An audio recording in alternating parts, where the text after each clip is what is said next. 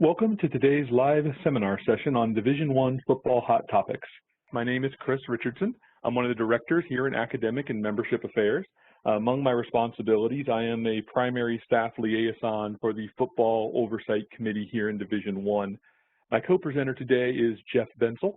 Jeff is one of our associates here in Academic and Membership Affairs who not only spends a lot of his time with legislation and our bylaw 11, 13, 17 teamwork, but he also helps provide support to the Football Oversight Committee. So hopefully between the two of us, we'll be able to share some good information with you today and try to answer any questions that come up as we go along. So what are we going to spend our time on today? Given that there was a council meeting earlier this week, we will go ahead and provide you some COVID-19 related updates that resulted from that meeting. We'll then provide you just an overview of what else is going on within the Football Oversight Committee, and then we'll close out with a relatively brief this year legislative update, including some information on the summer access, preseason practice period, and the regular season as we move into this COVID-19 section. Certainly admitting that depending on how big your monitor is at home, the color calendar itself may be challenging to see, but what was just adopted by the Division I Council during yesterday's meeting is the model that you see on the screen there. This is a model that the Football Oversight Committee spent a lot of time, received a lot of feedback from the membership to put together as a way to start to bring folks back and decide what folks would be doing as we come back into a summer access model and then eventually move towards the preseason. The color coding is helpful. Hopefully this is a good resource for you on your campus as well as your coaches, your other administrators, and potentially even your student athletes. So as we look at that calendar, the lightest colored section up there, sort of that light tan or light yellow, that's the voluntary and virtual activities phase. So that's where we are now. Then depending upon when your first contest is actually going to occur, you'll start to move into the various colors as you ultimately move all the way into the green, which will be your regular season.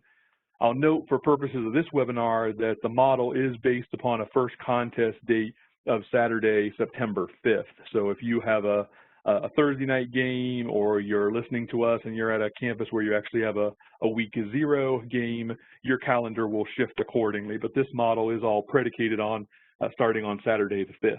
So again, the time periods don't change, just where those colored blocks fall will shift right along with your first contest date. So as you move out of the voluntary and virtual activity space, the next area that you'll encounter is the kind of the gold or the orange colored section, which is the summer access.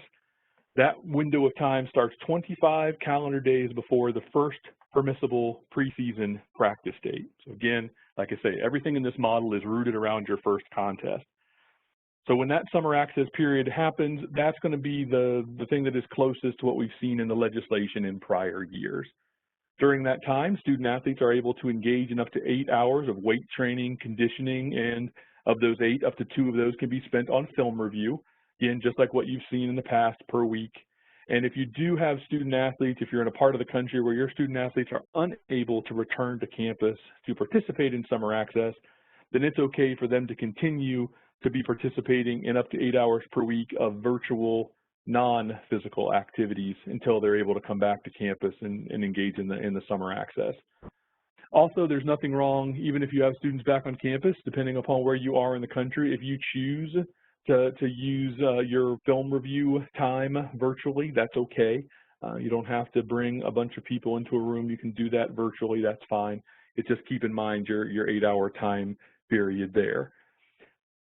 Then as you get a little closer, what comes next? This is a new piece of the model. This is the summer access with walkthroughs and meetings. So that's what you see as kind of the lavender, the light purple there. And that starts 14 calendar days before the school's first permissible preseason practice date. So you'll have some of that gold or orangey time, then you'll move into this purple time.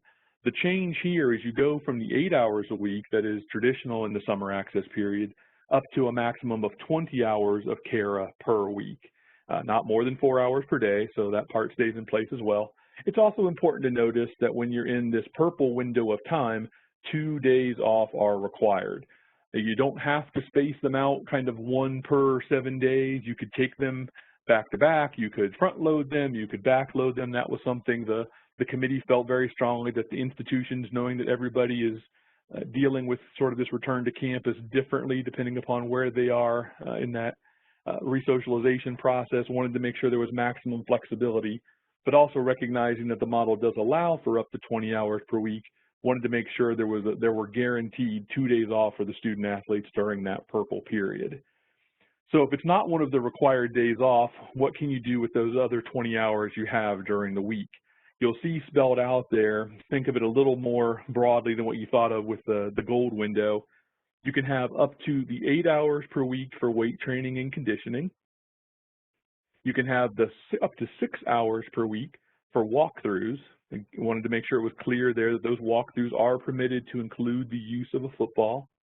So again, keeping in mind whatever other health and safety considerations may be going on your campus in your part of the country, but the use of a football is permissible at that time. And then you also have 6 hours per week, up to 6 hours per week for meetings. Those meetings can include film review. That was a question that we had early on, so we wanted to make sure that was clear in the model. And those also don't have to be full team meetings. Those can be full team, those can be offense, defense, they can be position, they can be one-on-one. However, your program decides to divvy up that meeting time, but it is recognizing that you have up to 6 hours per week to be able to devote to those meetings, whatever form they may take. And again, just to reiterate, within that purple window, 2 required days off for the student athletes. Once you move out of the purple into this light blue preseason area, now things go very much back to what you're used to seeing as you're starting up your football program for the fall.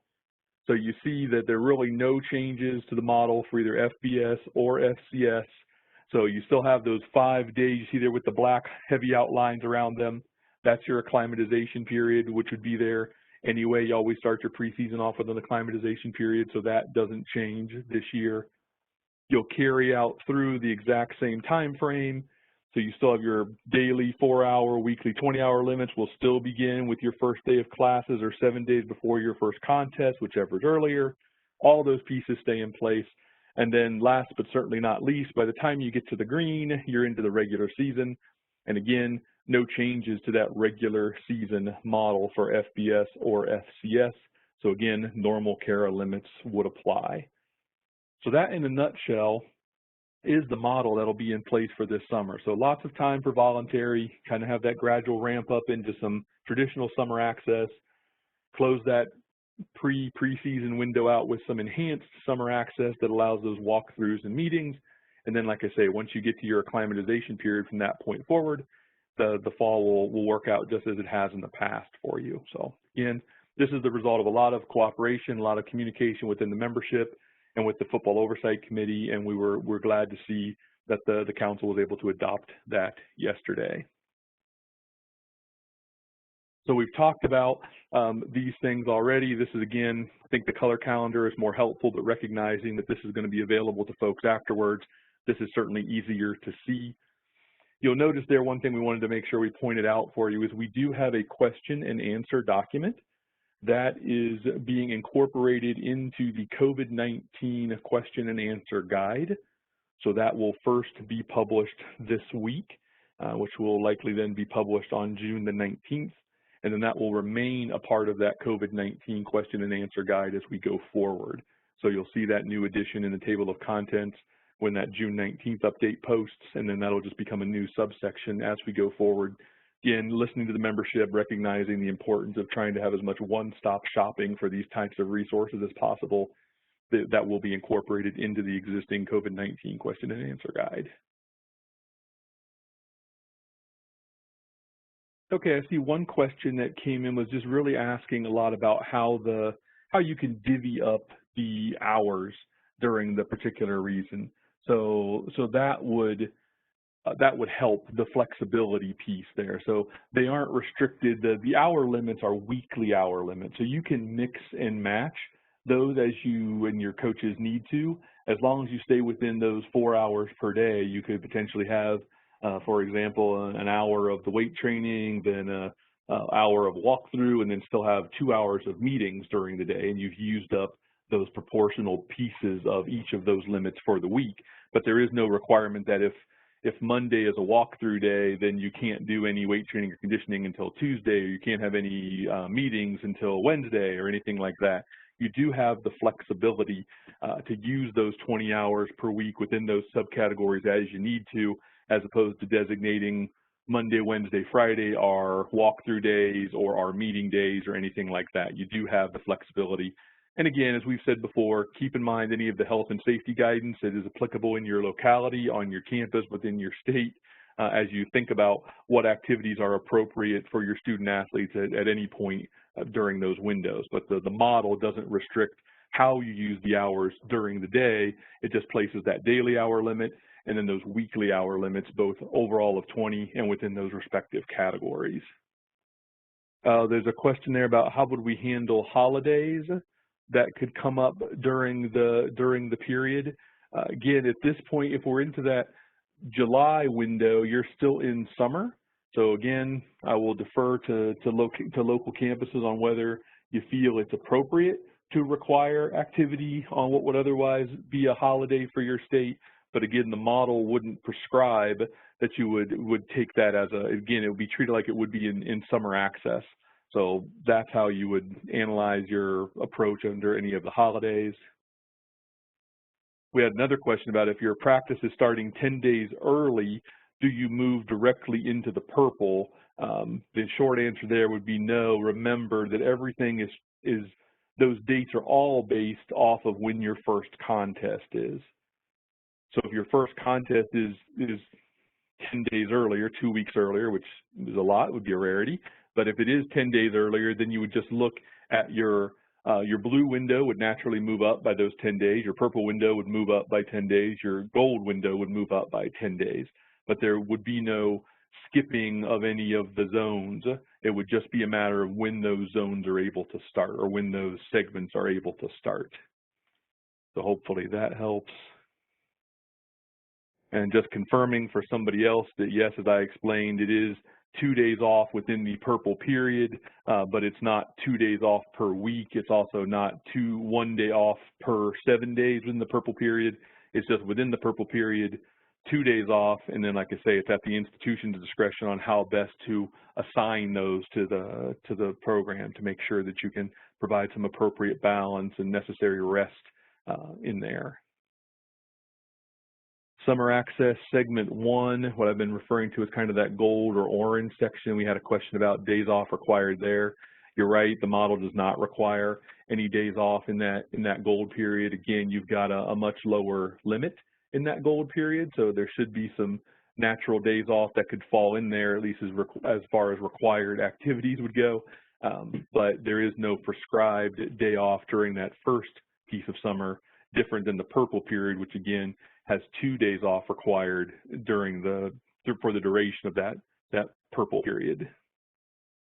Somebody's asking the preseason calendar becoming available and where it will be able to be found. Again, we have the Q&A document that is being prepared to be published, again, with the addition of the Q&A guide that will release on June the 19th. So that will be your first chance to really get into that Q&A guide.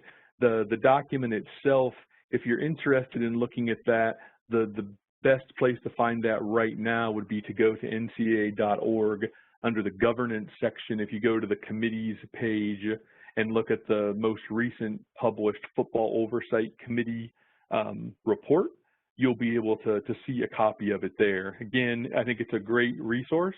I do want to make sure that I repeat my earlier advice that it is all based off of a first contest date of Saturday, September 5. So if your first contest is not on Saturday, September 5, then make sure as you're applying that on your campus to your program that you adjust that accordingly.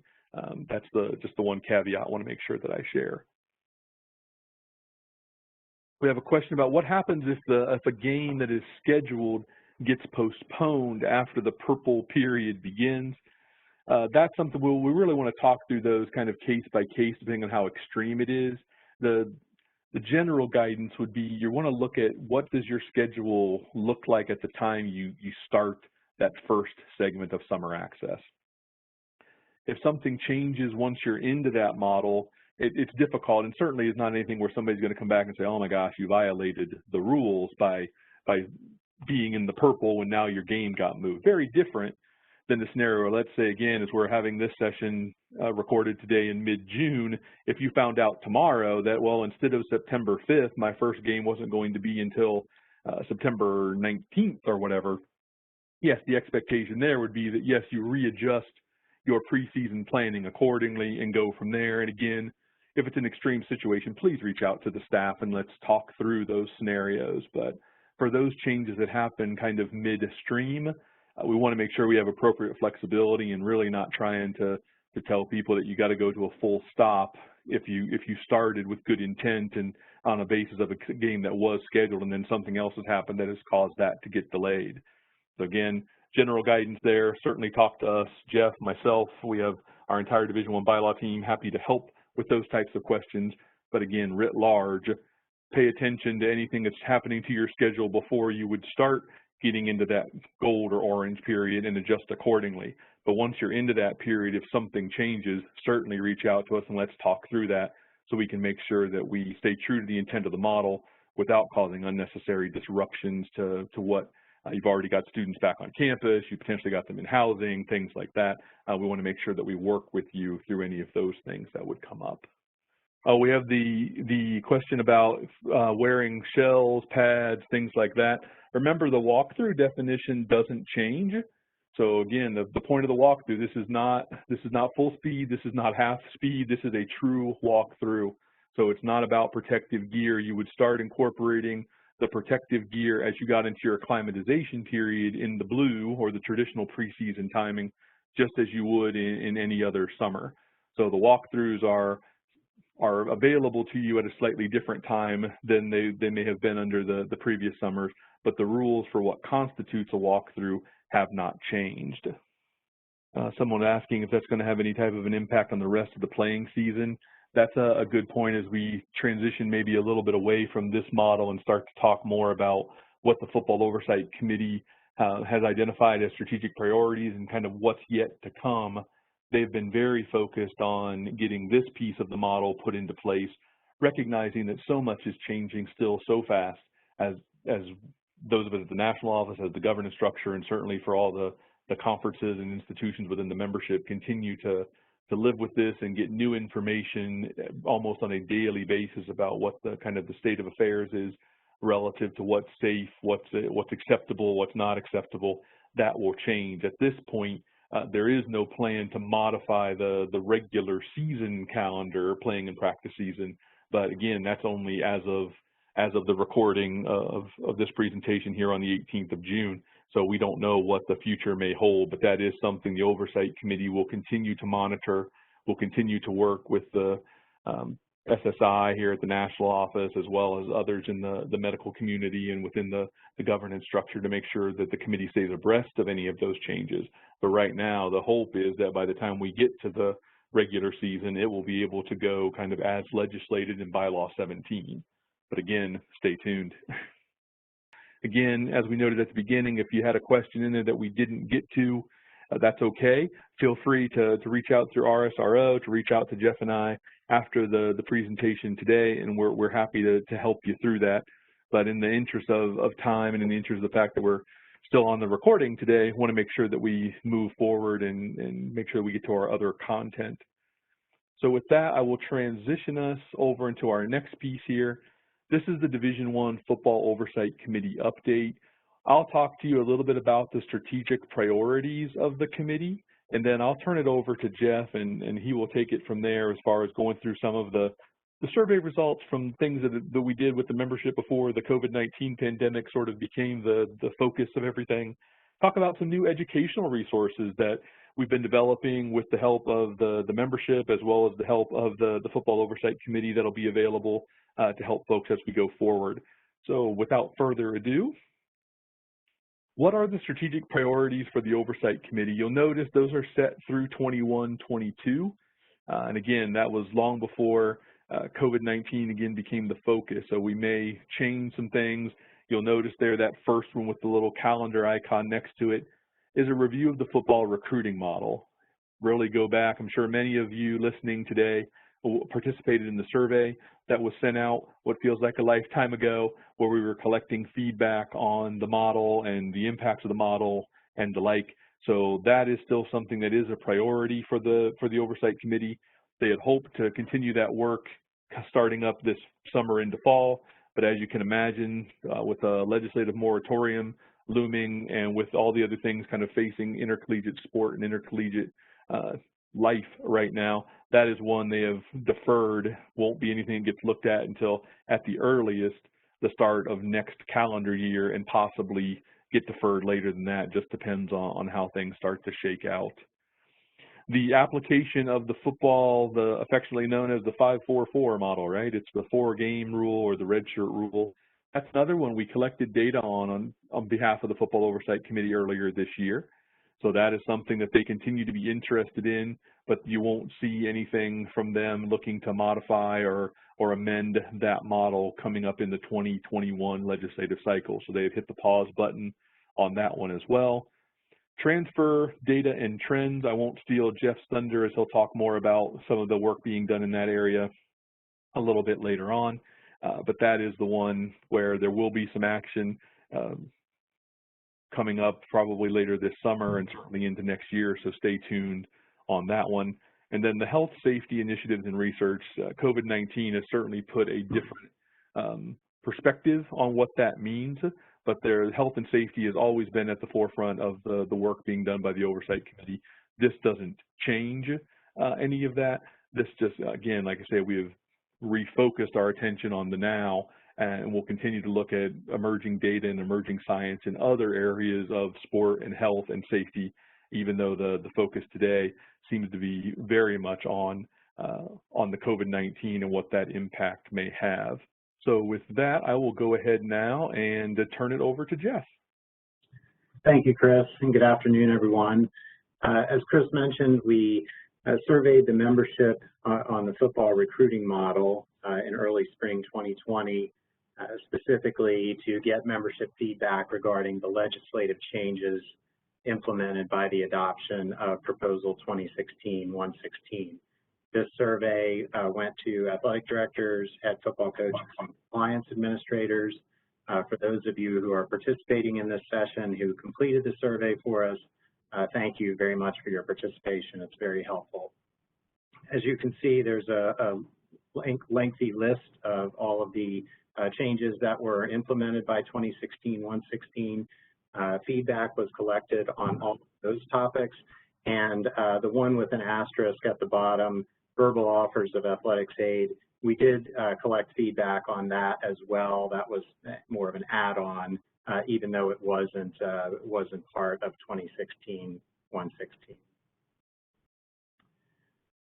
In terms of key takeaways from the recruiting model survey, starting with individual associated with prospect, or IAWP, there was strong support expressed from the membership for proposal number 2019-25.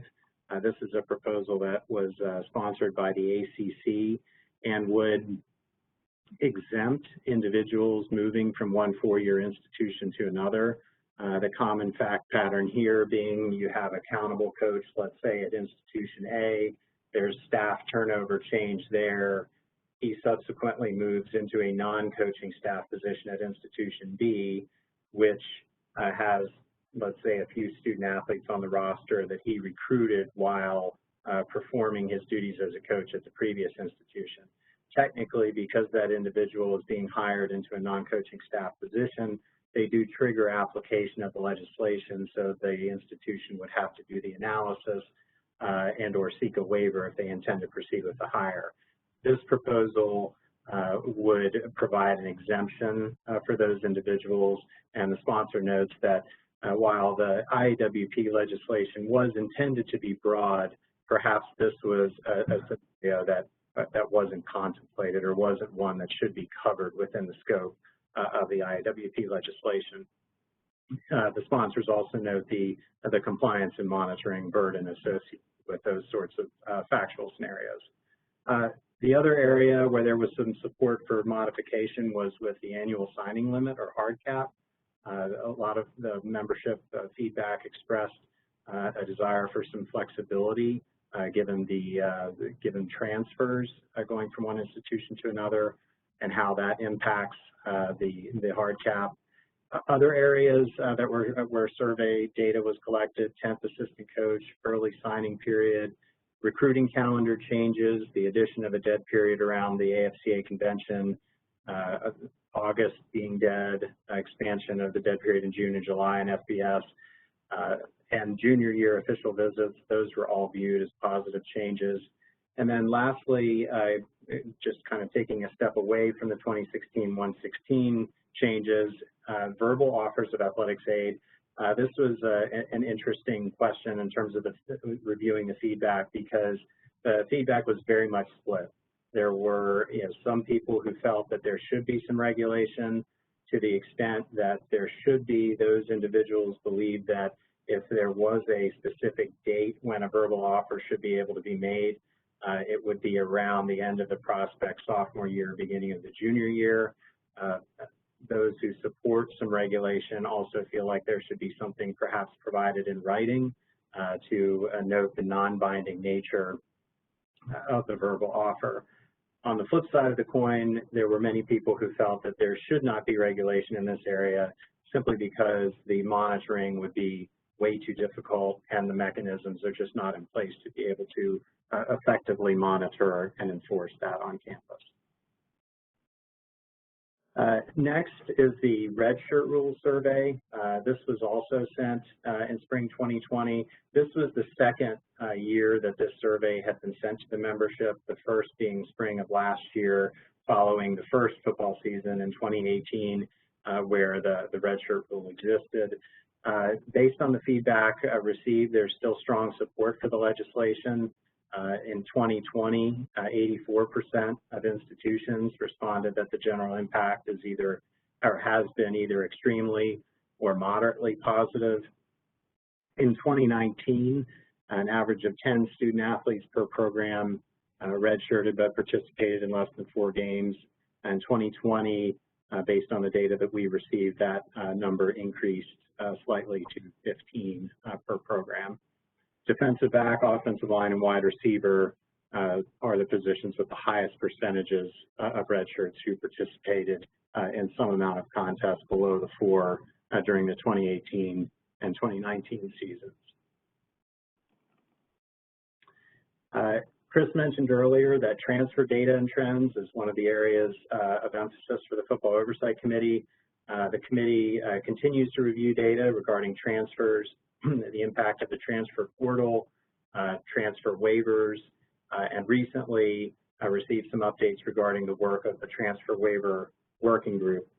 Based on feedback expressed regarding the timing, process, and the COVID-19 impact, the Division I Council did not vote on the working group recommendation pertaining to use of the one-time transfer waiver guideline for the 2020-21 academic year.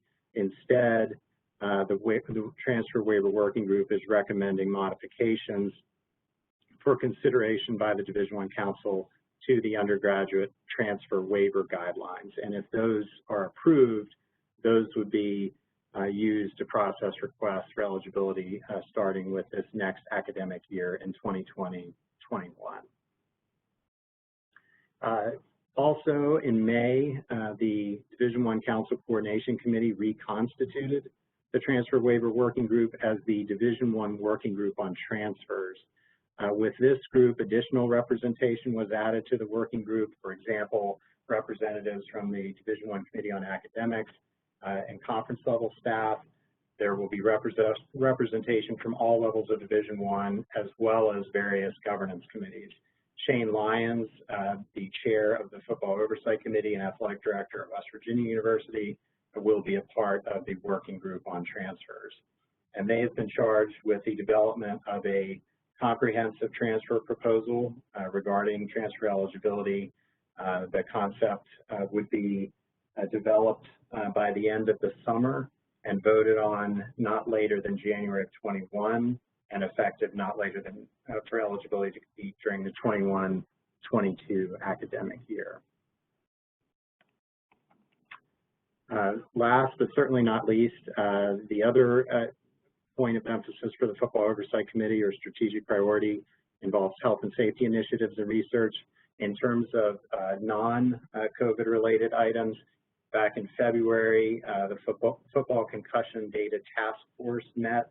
This was the third year that this group got together in conjunction with the week of the Football Competition and Football Rules Committee meetings. Again, this group reviews injury data year to year, and then also looks at some of the data to see how recent rules changes are having an effect, or what effect are they having on student-athlete health and safety. For example, a couple of years ago, you had the modification to the rule to allow a fair catch on kickoffs. This past year, you had some modifications with elimination of wedge blocking on kickoffs, illegal blindside blocks, things like that. Recent rules changes designed to promote player health and safety. Next, in terms of educational resources, one of the areas that we found as staff and what the Football Oversight Committee asked us to provide some guidance on, we see a lot of questions, and the Oversight Committee felt like we needed to develop an educational resource on non-coaching staff members with football-specific responsibilities. Your, director of operations, those sorts of positions. Specifically, what activities are permissible for them to engage in the realm of recruiting, in practice, and on game day. And so we have developed an educational document. It will be posted on .org. My expectation is that will be available to the membership. It'll be a front and back reference guide with some examples of activities that are and are not permissible, as well as some questions to ask as a compliance administrator. That document will be available, I'm guessing, within the next couple of weeks on ncaa.org. And lastly, we'll conclude with a legislative update. As Chris mentioned during his portion of the presentation, in May 2020, the Division I Council did approve a limited legislative moratorium on council governance conference-sponsored proposals for the 2020-21 legislative cycle, with a few exceptions: transfer eligibility, name, image, and likeness, and COVID-19 related proposals. And as you can see there, these proposals must be essential to the operation of Division I. In terms of the proposals that were already sponsored and have not been voted on for the 2019-20 legislative cycle, the Legislative Committee is meeting periodically to discuss the potential timing of votes or recommendations on those proposals for a potential vote. From a Football Oversight Committee standpoint, the committee has not recommended that any of the football-specific proposals be voted on at any time during the 2019-20 cycle. Finally, I'll conclude with just a couple of proposals that were voted on and adopted in January 2020. The first being proposal number 2019-27. The old rule, as you can see there, you have this one-day quiet period on the Sunday before the initial date for the NLI signing period, where only one telephone call will be permitted. This new rule provides an exception to that telephone call limit. So the one-day quiet, so on the Sunday before the initial date for the NLI signing period, that the exception for telephone calls would begin on that Sunday and then go 48 hours beyond after 7 a.m. on the initial signing date for the national letter of intent. So here, the idea is to eliminate that one-day quiet period and reduce some unintentional violations, given that that Sunday was preceded and then followed by periods where unlimited phone calls were are permissible. And then finally, proposal number 2019-36, going back to the changes implemented by the adoption of 2016-116. April official visits are now permissible for junior prospects. The previous rule calculated the official visit calendar based on August 1st through July 31st.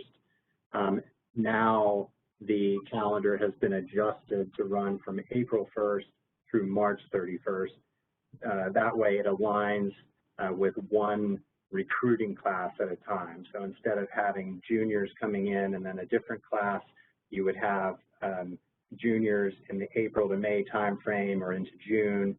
And then for those that didn't take a visit as a junior but are coming in as a senior in the fall, it's the same class. So adjustment to the window there for official visits from August 1st to July 31st to April 1st to March 31st. One of the things that I meant to mention earlier in the presentation as we were talking about the model and coming back into preseason was the Football Oversight Committee also recommended, and yesterday the council adopted, a waiver of the limit on the number of preseason participants for 2020.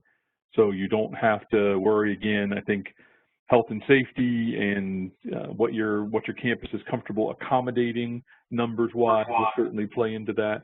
But there's not a limit on the number of individuals who you can bring back to begin participating in preseason practice this summer. That was the rationale really for that was based on this idea that you're going to have all these students ostensibly coming back to campus for summer access activities and the like. And historically, it's fine if they're kind of go back out into the community or even go home for a couple of weeks after summer access to make their way back once it becomes permissible. You get to that first contest, and you can now have more of your student athletes around those other walk-ons in most cases. This year, with some of the concerns about the spread of the disease, the concern was that, well, if you had all these folks in for summer access and then you had to send them again potentially back home, then that could actually aggravate some of the efforts to continue to flatten out the curve and to maintain an infection-free environment for the student athletes. So that waiver was granted for this year. So again, work with your programs, give some thought to what that may mean for other sports, but certainly take a look at that and recognize that in football for 2020 preseason, there was a waiver approved just yesterday that means you don't have to worry about your limit on the number of students in FBS or in FCS about who's coming back and participating in the preseason practice period. So I wanted to share that to see, just to make sure we got that on folks' radar while we're perusing the final look at the chat section here. There are some other good questions in the chat. Some of that, what we're going to do also is we'll make sure that we keep a log of the chat. So if there are some things, again, that we don't get to today or that we're not in a position to be able to answer for the group today, we will have a chat log of that, and we will take that back to the team and potentially even back in front of the Oversight Committee, since they continue to meet weekly for the foreseeable future, and work to get those incorporated into future versions of the Q&A document that, again, will be in that COVID-19 Q&A guide. So some questions about the 3-hour recovery period, for example, that's one we'll confirm the application there. Again, the thinking initially was that those time periods are so limited that wasn't something that folks were especially concerned about. Again, giving some deference back to the campus on what that should look like on a given day, but that's something we want to take a look at. We have another question, talks about what about the maximum number of strength and conditioning coaches. Again, we hear a lot about folks who are coming in and we're trying to get our team maybe podded up so that we have rotating groups who are consistent. So the same 10 or 15 or whatever the right number is for your situation coming together consistently for required workouts, even times, which times you want certain people coming. If you're going to come to the gym on even a voluntary day, these would be the times that it's available for different groups of folks. So how do we keep the space clean and safe and the like with 5 strength and conditioning coaches? So that is something that's being looked at with the Committee for Competitive Safeguards and Medical Aspect of Sport. They had a meeting earlier this week, so we do hope to have more information on that we'll be able to share with the membership next week. So they are finalizing their review of that issue, and like I say, we should have more information to share on that come next week. So that was another one that popped up that wanted to make sure we at least made sure folks were thinking of. I see a question out there about some of the other proposals that are out there. This is a good point just to insert the fact that from the Football Oversight Committee's perspective, none of the other football-specific legislation that was proposed for the 2019-20 legislative cycle did they consider to be essential to be acted on for this year. That doesn't mean that the legislative committee or another committee couldn't decide to bump it up. Doesn't mean that we don't ultimately end up getting enough feedback from conferences that some of those football-specific proposals should be looked at. But from the Football Oversight Committee's perspective, feeling like there are plenty of things to deal with in the now, that they did not want to risk clogging up the legislative process with any of those other football-specific proposals, since so many things have changed. I mean, if the transfer model changes, then maybe you need to look more closely at the hard cap proposals that are out there in the cycle, things like that, with folks on furloughs and different things trying to figure out who can come back when.